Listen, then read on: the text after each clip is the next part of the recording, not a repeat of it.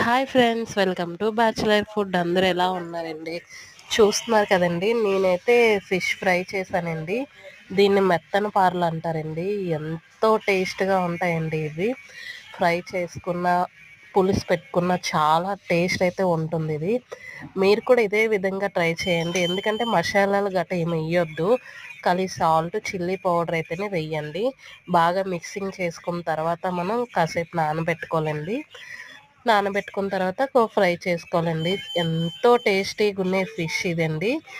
చాలా బాగుంటుంది. చూస్తున్నారు కదా, అలానే వెళ్తూ వెళ్తూ ఒక లైక్, ఒక సబ్స్క్రైబ్ కూడా చేయండి, మర్చిపోద్దు నా ఛానల్ని. ఏంటి, ఏ కర్రీస్లో కూడా మసాలా వేయట్లేదు అనుకుంటున్నారా? ఎందుకంటే మసాలాలు ఎక్కువగా తినకూడదు కదా, అందుకని చెప్పేసి నేను మసాలాలు దేంట్లో కూడా యూజ్ చేయనండి. చూస్తున్నారు కదా. Okay, bye.